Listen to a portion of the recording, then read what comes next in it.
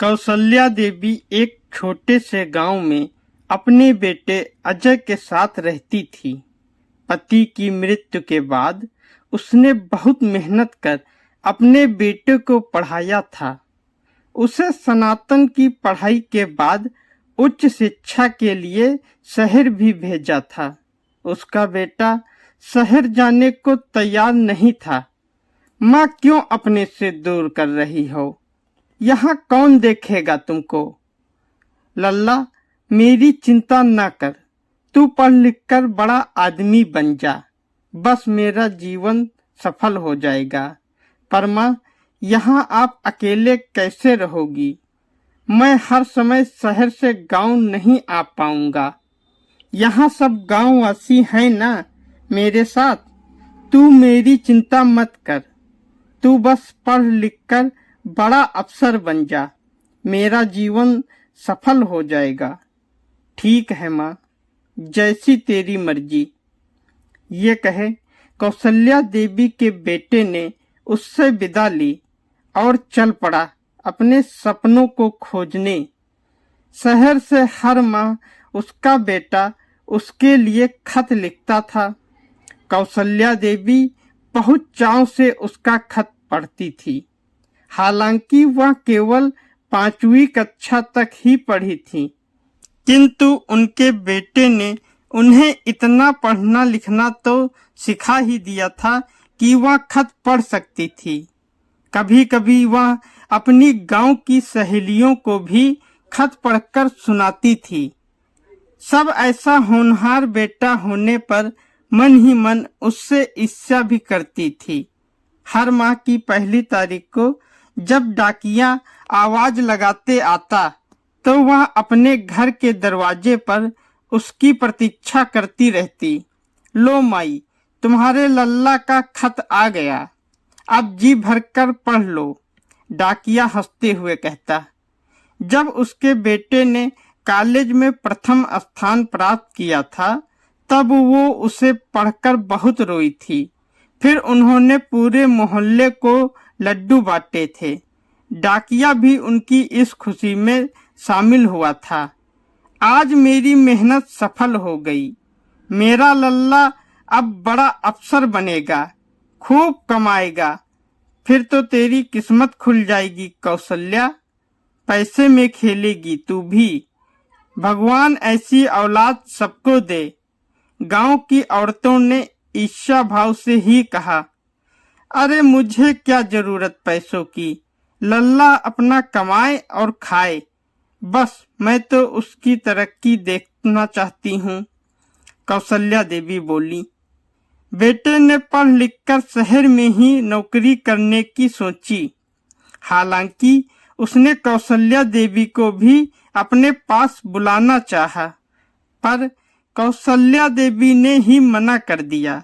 बोली, मैं भली मेरा गांव भला, बेटा हर माह मनी आर्डर से पैसे भेजता और साथ ही खत भी। कौसल्या देवी को मनी आर्डर से ज्यादा खत का इंतजार रहता। ला डाकिया बाबू, मेरे लल्ला का खत दे। माई, साथ में ये मनी आर्डर भी तो है, डाकिया बोला। ओहो, रख दे उधर और बता कहाँ नाम लिखूं। जल्दी कर, लल्ला का हाल चाल पढ़ने दे। कौसल्या देवी उत्सुक होते हुए बोली। धीरे धीरे खत कम होने लगे, जिस पर कौसल्या देवी डाकिये से लड़ जाती। क्यों रे, तू आजकल सही से काम नहीं करता, मेरे लल्ला का खत खो देता है तू।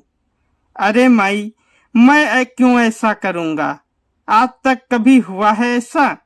अब तुम्हारा बेटा केवल मनी आर्डर ही भेजता है तो मैं वही दूंगा ना, डाकिया हर बार बोलता।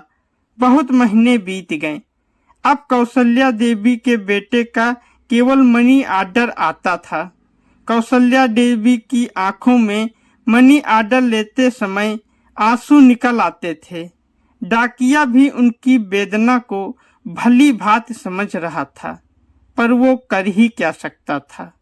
आजकल के बच्चे माँ के दर्द को समझ ही नहीं सकते। वो बेचारी अपने बेटे के हाथों से लिखे खत का इंतजार करती रहती और बेटा खत नहीं केवल पैसे भेजता है। उसकी माँ को पैसे नहीं, उसके हाथों से लिखे 2 मीठे बोलों का इंतजार रहता है। डाकिया अपने साथी से कहता हुआ दूसरे गांव की तरफ चल दिया। पर हर माह कौशल्या देवी उसी उत्साह से डाकिये का इंतजार करती, पर खत न आने पर मायूस होकर रह जाती। उनकी आंखों में खत के इंतजार की वेदना साफ झलकती थी। वो अपने बेटे की सलामती जानने के लिए छटपटा रही थी, पर उनके बेटे को उनका कोई ख्याल नहीं था। मैं क्यों परेशान होती हो? ठीक ही होगा तुम्हारा बेटा, क्यों उसके खत के इंतजार में घुली जा रही हो?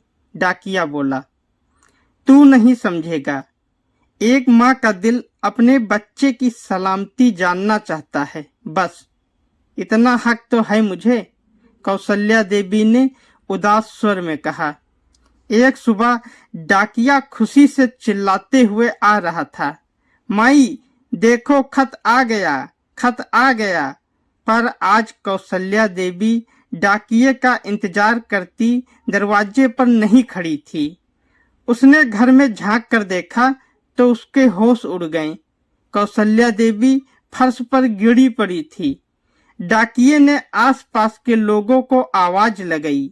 वैद्य ने आकर देखा। उसने नम आंखों से बताया कि अब कौशल्या देवी इस संसार में नहीं रहीं। सबकी आंखें नम हो गईं।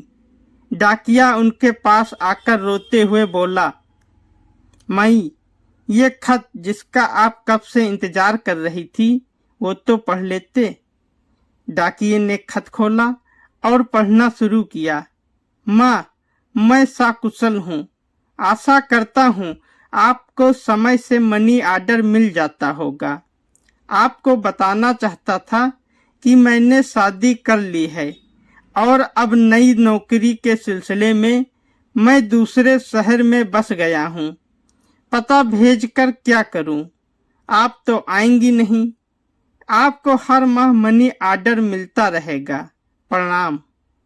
ये पढ़कर सब हैरान हो गए। तभी एक बुजुर्ग की निगाह मेज पर पड़े खत पर गई। उसने खत खोलकर डाकियों को पढ़ने को कहा। खत कौशल्या देवी ने लिखा था। गांव के साथियों, आपका धन्यवाद जो मुझे इतना प्यार दिया। आप सबसे विनती है कि मेरी मृत्यु की खबर मेरे बेटे को न दी जाए और हर माह जो मनी ऑर्डर मेरा बेटा भेजता है उसे गांव के सरपंच गांव की भलाई के लिए इस्तेमाल करें। सबको आशीर्वाद, कौशल्या। इस खत ने गांव वासियों को भाव विभोर कर दिया। कौशल्या देवी मरने के बाद भी गांव के प्रति अपने कर्तव्य को नहीं भूली और उनका बेटा जीते जी अपनी बूढ़ी माँ के प्रति अपने कर्तव्य को भूल गया। दोस्तों, अगर आपको कहानी अच्छी लगी है तो वीडियो को लाइक करें, शेयर करें और ज़्यादा से ज़्यादा हमारे चैनल को सब्सक्राइब करें। धन्यवाद।